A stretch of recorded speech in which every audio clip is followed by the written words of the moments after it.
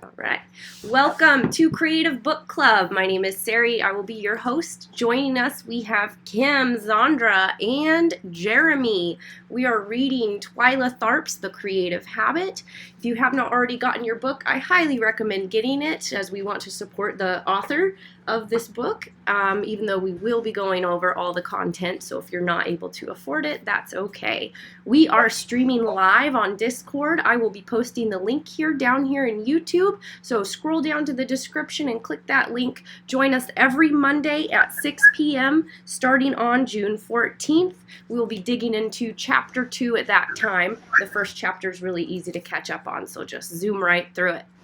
All right, so getting down into it, guys, we got to read through chapter 1, and I really like this book so far.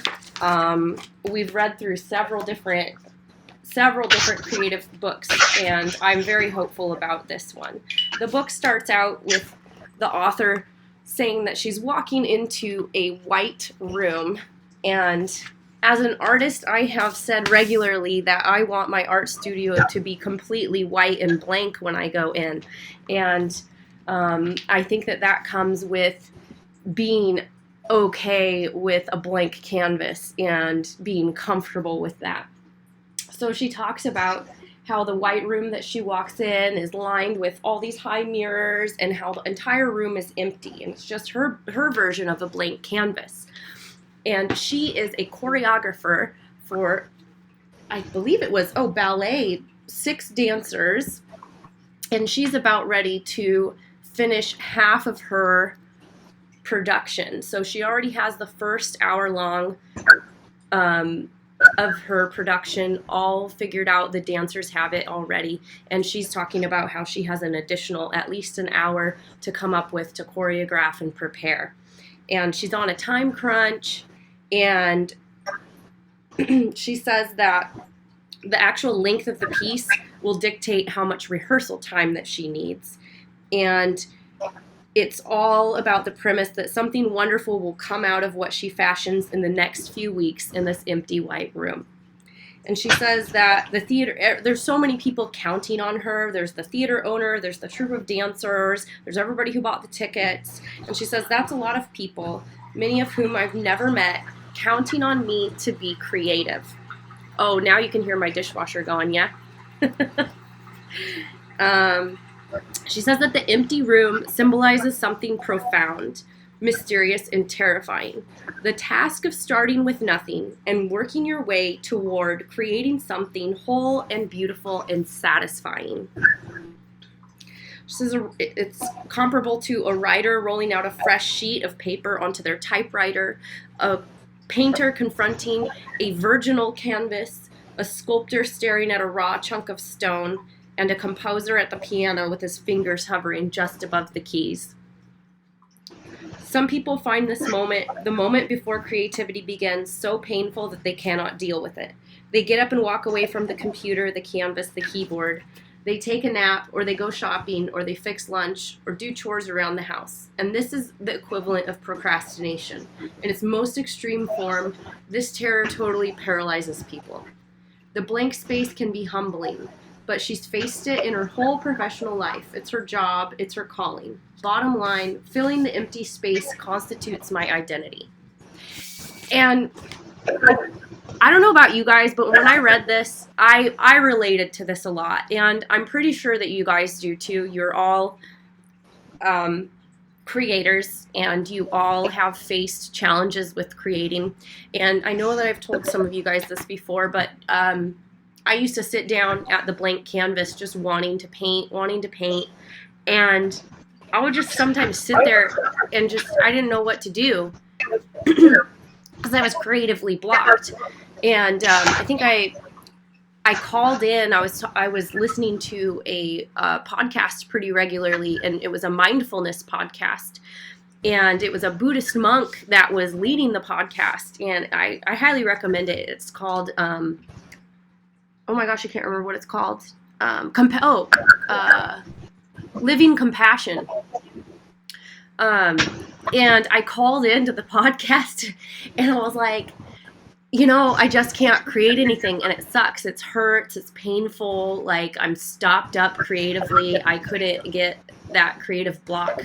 I couldn't get past it. And I called her, and she says, here's your assignment. Just devote time, either every day or every week, whatever you can spare, twice a week, whatever you can spare, but set the time that you are going to sit down and show up for yourself. And it doesn't matter if you sit at the blank canvas and you don't do anything, but what matters is that you show up to sit at the blank canvas. And that helped me a lot, because after a while, you're just sitting there staring at this blank canvas, and the time is there to show up for yourself, and you do it, and you show up, and after a while, something starts to move in that moment. And another thing I know that I've told you guys is you can just choose to show up for 5 minutes and actually take an action. And after 5 minutes, if you don't want to continue, you can stop once you get past the point of not being able to do anything, right? And then you face a new resistance, which is, oh, well, now I have to show up and do it. So then what happens is, if you show up for 5 minutes, and after 5 minutes you're off the hook, you can get up and do whatever you want. For the most part, what happens is you start the action, and after 5 minutes, you don't want to stop once you've started. It's starting that's the hardest part. It's showing up that's the hardest part. So I really like that she pointed that out first and foremost, and it really relates to me a lot, and it reminded me of how far I've come. So I don't know if you guys relate to that too, but I'm pretty sure you do. It's kind of one of those things. Yeah. So our author, Twyla, she says that she is a dancer and a choreographer, and over the last 35 years, she's created 130 dances and ballets. Some of them are good, some are less good, and that's an understatement. Some were public humiliations. And, sometimes we don't create the best stuff, but the point is that we've showed up to create, right? So she's saying that she's run her company for 3 decades. I've worked long enough and produced with sufficient consistency that by now I find not only challenge and trepidation, but peace as well as promise in that empty white room. It has become my home. I really like that, because it's full circle, right? You can start out at it being this daunting thing, but you continue to show up time after time and time, and then it just becomes so familiar that you look forward to it, or it's comforting. And she goes on to say that being creative is a full-time job with its own daily patterns. You have to establish a routine for yourself. The most productive people, the most productive creative, get started early in the morning when the world is quiet, the phones aren't ringing, and their minds are rested, alert, not yet polluted by other people's worlds. They might set a goal for themselves, write 1,500 words as a writer, or stay at their desk until noon, but the real secret is that they do this every day. In other words, they are disciplined. Over time, the daily routines become second nature. Discipline morphs into habit. It's the same for any creative individual. The routine is as much a part of the creative process as the lightning bolt of inspiration, and maybe even more. And this routine is available to everyone. This last week, actually maybe the last 2 weeks, what I've been doing is, if I don't have client appointments to start my day, I get up and I start my day, and I force myself to not check my email that deals with clients. I force myself to get up and start working on that pending project. So I've been working on 2 projects recently, my motion graphic and some photography. And it's been really nice. Gosh, some days I don't even have a client appointment until noon or 1. And I can just get up and get my coffee and spend 3 hours just starting in on my creative endeavors, instead of waking up and just starting in on my busy work that doesn't deal with my creativity. And one thing that I found is Do you guys ever like wake up and check your social media, or like wake up and check your email and start dealing with like other people's crap before you even give time to yourself? And I started trying to be more mindful about that this last week or so, and I found that I'm a lot happier, I feel a lot more motivated, and I feel a lot more accomplished when I'm actually putting myself first thing in the morning.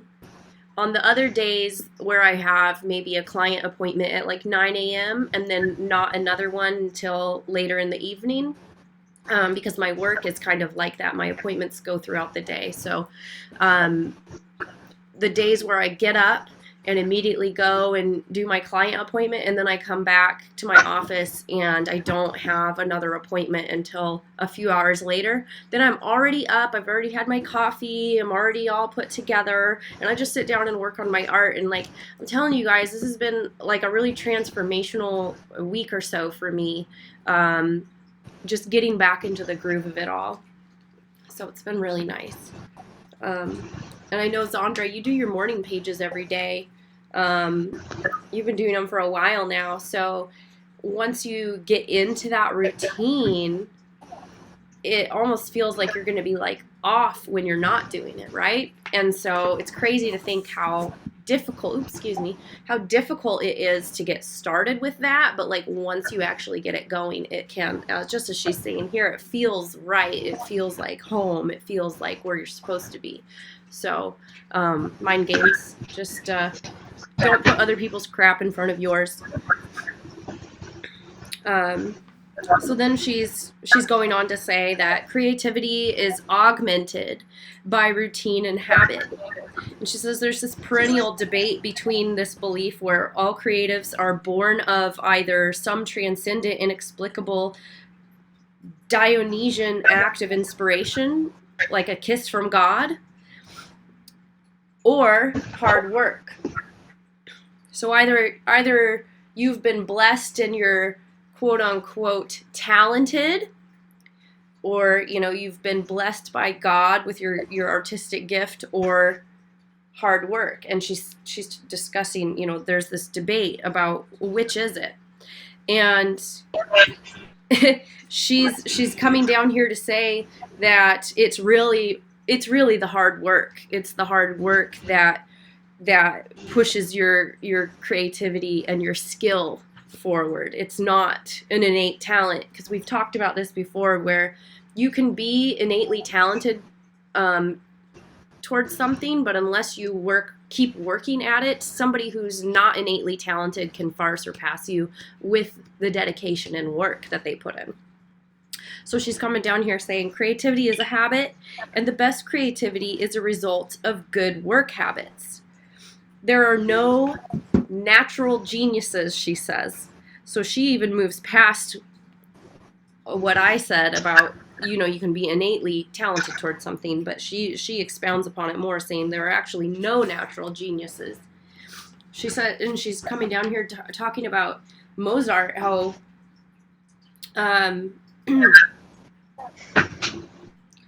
let's see, what did she say? She's talking about how Mozart had a really arduous education, not just in music, but in philosophy and religion. He was a broad-thinking man. He had and then his father had a massive influence on him. And that he wasn't a natural, that his father saw his inclination to like the piano, and then he decided to ask himself, let's see how far my son can actually take this. So he taught him everything he knew about music, and he made sure that Mozart was exposed to everyone. Oh, what? Oh. So he made sure that Mozart was exposed to everything that he knew that he could benefit from regarding music.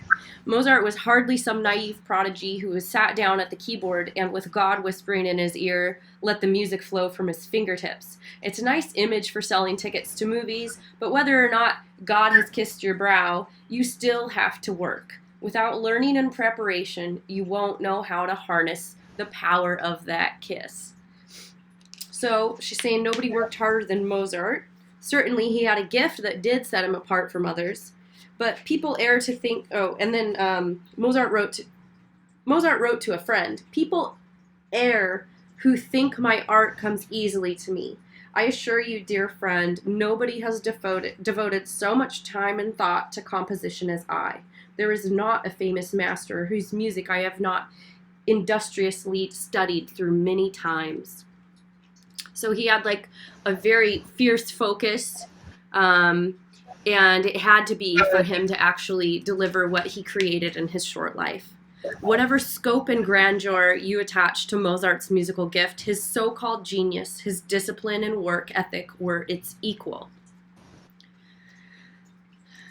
I like that a lot, that she's pointing out, though he did have a gift, that, you know, he did work. And I think that that's just this huge thing where, and I think people unknowingly say, oh, you're so talented, not realizing that talent is referring to the innate gift, whereas skill is what you work for.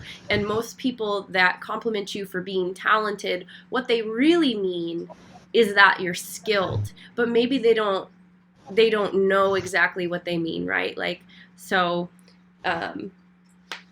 some people just think that it naturally comes to you, and they don't realize that you're working hard for it.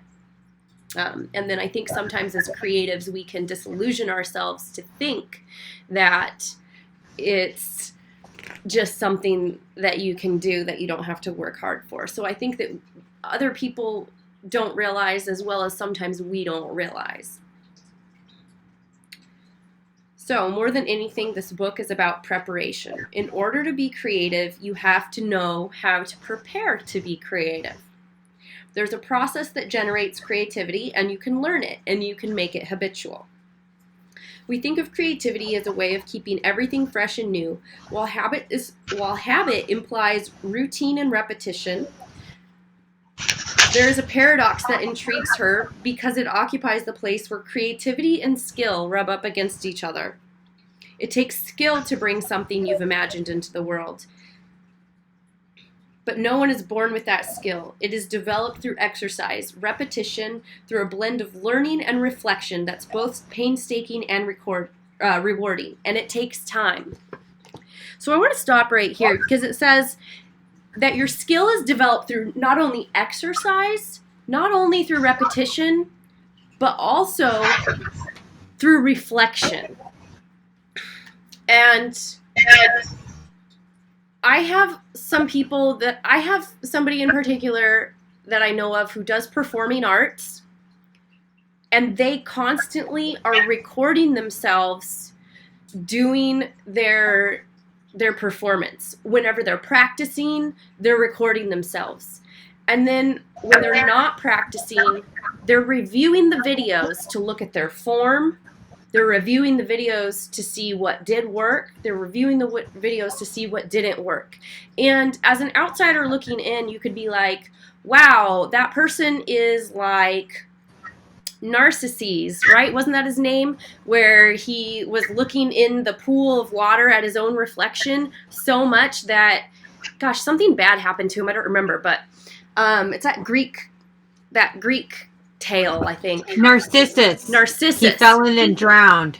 Yeah, he fell in and drowned. That's what happened to him. So you sit there and you hear the story, right? And you're like, wow, this person is like obsessed with watching themselves. But it's not with the intent of admiring themselves, though they do admire themselves, but it's with the intent of seeing how can I improve. So I like that she points that out, that reflection. So just because you're reflecting on your work doesn't, and just because you're obsessing about your work, it can be borderline on the point of obsession. But I think when you're honing a skill and you're working on your craft and your art, that it's completely healthy. I think a lot of people tend to focus on other things in our society that's unhealthy, like earning money, obsessed with what other people think of them, all this other stuff. So I think reflection is one of those where up until recently this year, I didn't realize how much reflection I actually do myself, and B, actually how important it is. Because this person that just records themselves practicing their performing arts to check out their form and such is very similar to me just going through my paintings and looking at them and seeing, oh, I can do better. Or it's like me looking at old paintings and saying, wow, I can do so much better than this. But there's a certain line that you need to walk when you're doing that so that you're not being self-deprecating. And you're not just looking at what you can do better, but you're looking at what you can like. So if art is the bridge between what you see in your mind and what the world sees, then skill is how you build that bridge. Oh, I like that. So if art is the bridge between what you see in your mind and what the world sees. So how you build that bridge is through skill. I really like that. And studying and reflecting, right? So that's why she's including exercises in this book. She says that the exercises she's included will help you develop a skill or skills. Some exercises might seem simple, but do them anyway. You can never spend enough time on the basics. And she goes on to say that even though she's a choreographer and a dancer, that the exercises she includes in this book will not be laden with dancer terminology, but they'll be laden with things that everybody can understand and apply. And she says she's a stickler about preparation. Her daily routines are transactional. Everything that happens in my day is transactional between the external world and my internal world. Everything is raw material, is relevant, and usable. Everything feeds into my creativity. But without proper preparation, I cannot see it, retain it, and use it. Without the time and effort invested in getting ready to create, you can be hit by the thunderbolt, and it'll just leave you stunned. So she can't guarantee that everything you'll create will be wonderful. That's really up to you.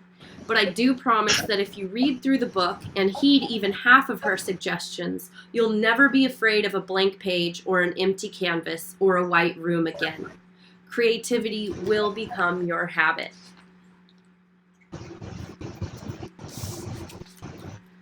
And that's the end of chapter 1. I love that quote about if you don't have practice, it's like getting struck by lightning and you'll just be stunned. I felt like that was a great... I've definitely had songs come to me like that, where the song arrives and it's just like, what? Because what do I do with it, right? Yeah. Yeah. I feel like besides, it just really captures the feeling, not just the phenomenon, but the feeling of what it's like when the great idea comes and you aren't ready for it. Yeah. Yeah. And then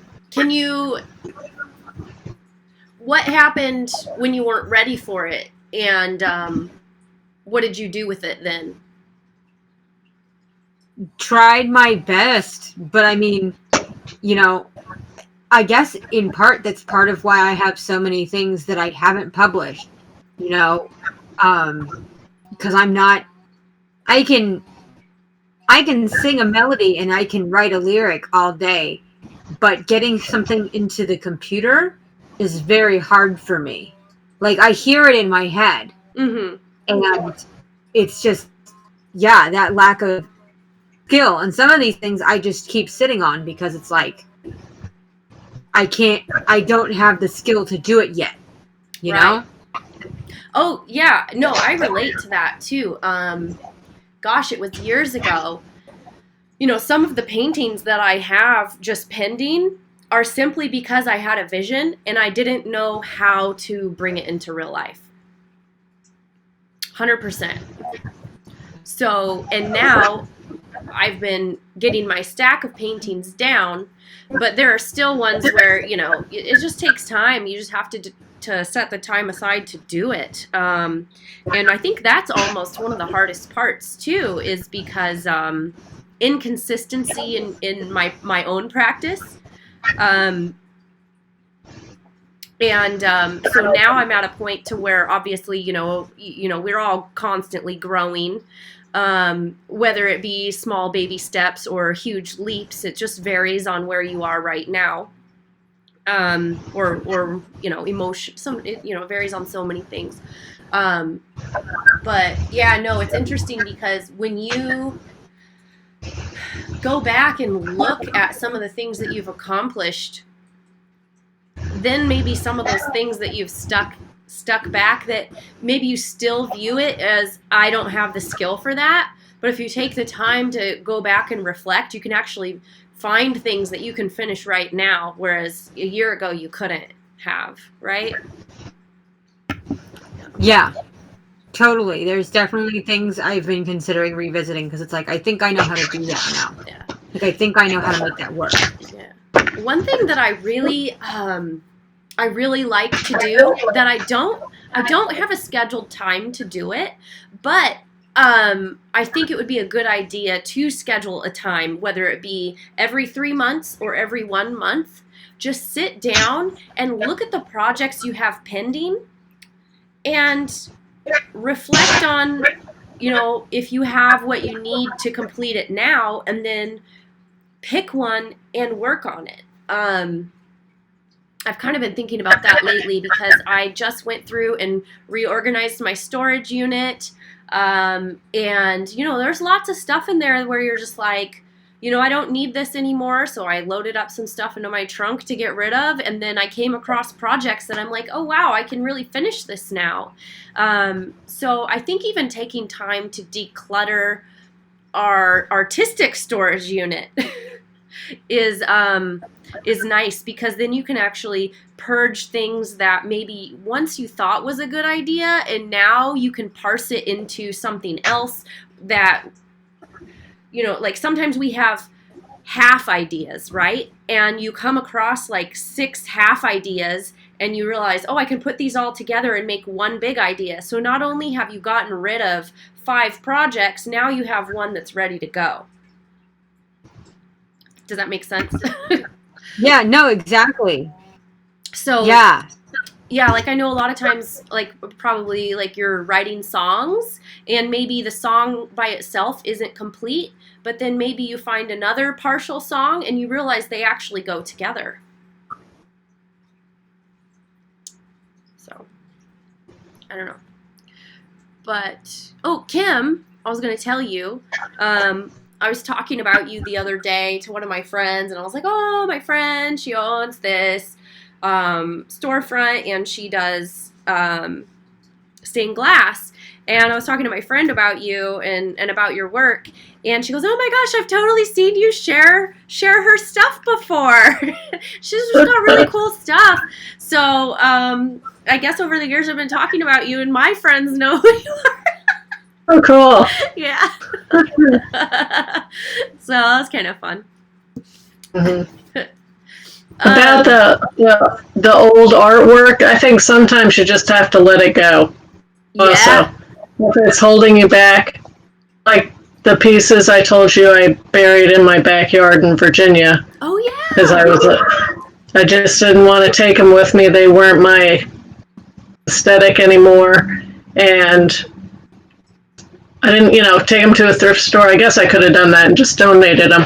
But I thought it would be cool if somebody, when they developed that property later on down the road, they'd dig them up and they'd be like, oh my God, I wonder who made these. I think that's amazing. I love that you did that because it's like an art time capsule.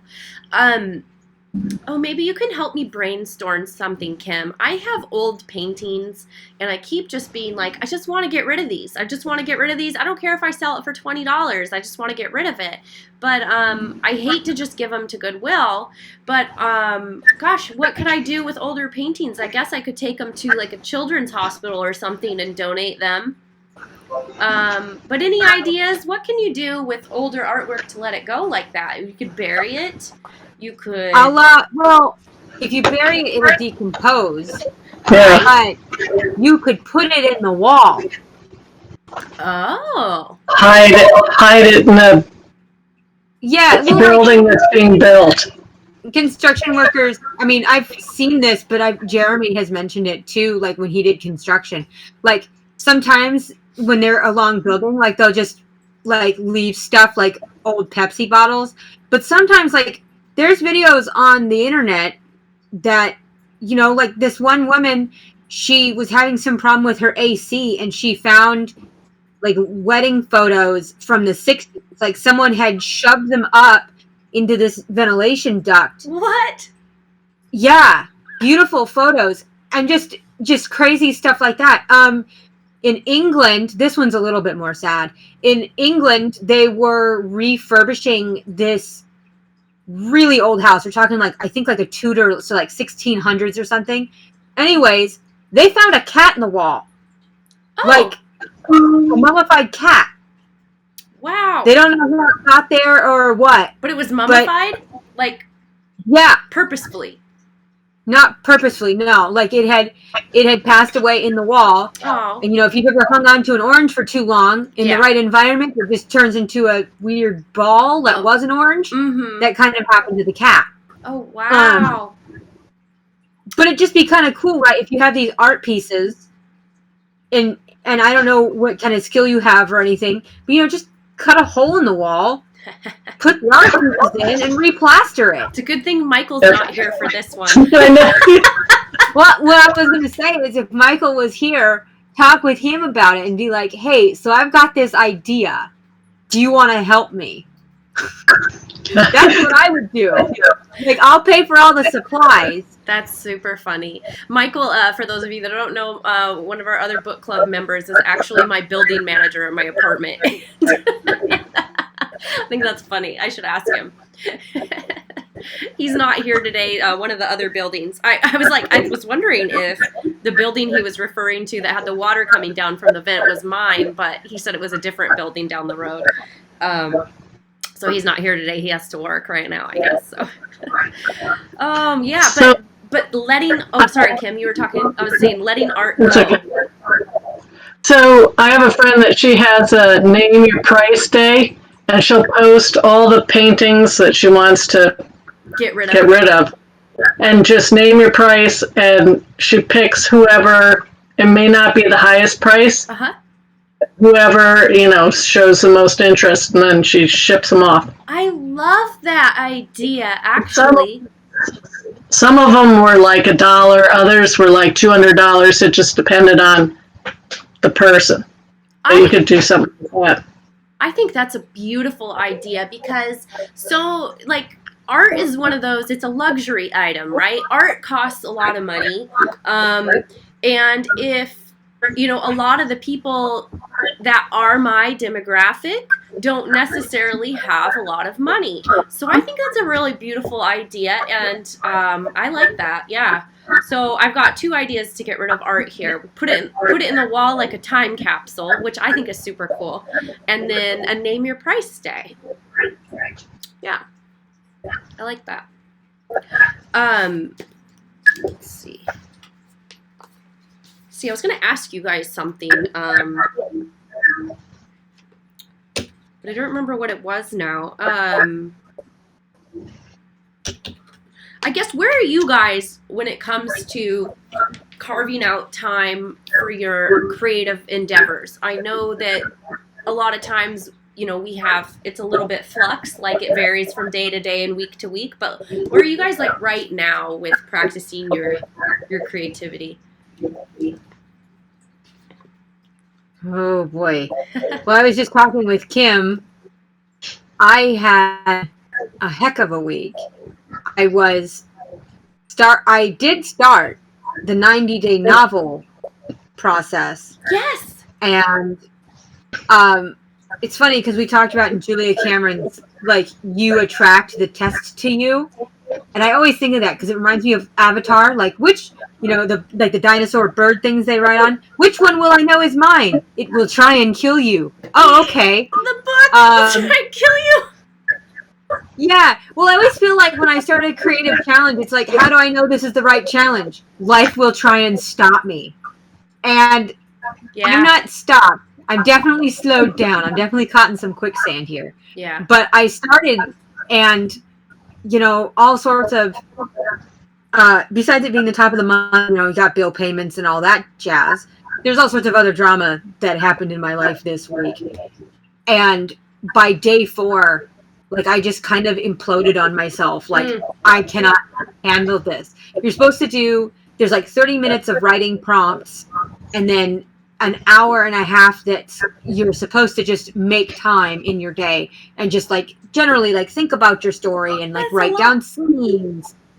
And I just couldn't, like, I think most of those nights that I was like, it had been like, the end of a 12-hour day, and I'm sitting there trying to write these things. I know one of them, I literally smeared the ink because I drooled, falling asleep as I was writing.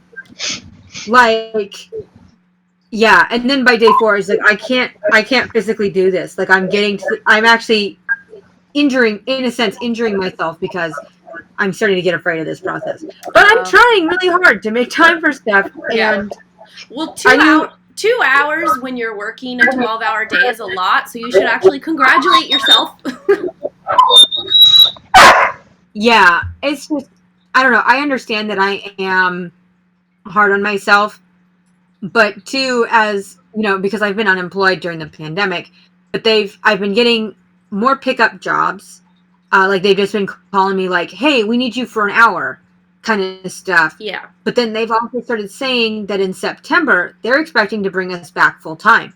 So I kind of have, I don't know if that'll be true or not. I'm not holding my breath. But I'm also planning, like, for lacking of a better metaphor, I'm planning like I'm terminal. Like, I've got 3 months to do whatever I was going to do with this time. I do it or I don't. Yep. And so I get really mad at myself. Like, even when I know, like, this week, I think I wrote in my check-in, like, by the numbers, this was a really great week. This time last year, like, it wouldn't have been perfect, but I would have been very happy with everything that I've gotten done. Because I've gotten a lot done. You've done a lot.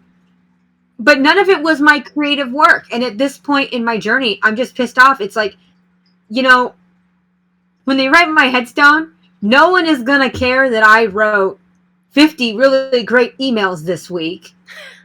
It's just not going to say was an author on it, Yeah. And I'm just, for me personally, and again, I know I'm being hard on myself, but I'm just starting to get mad. It's like, the excuses aren't going to matter anymore.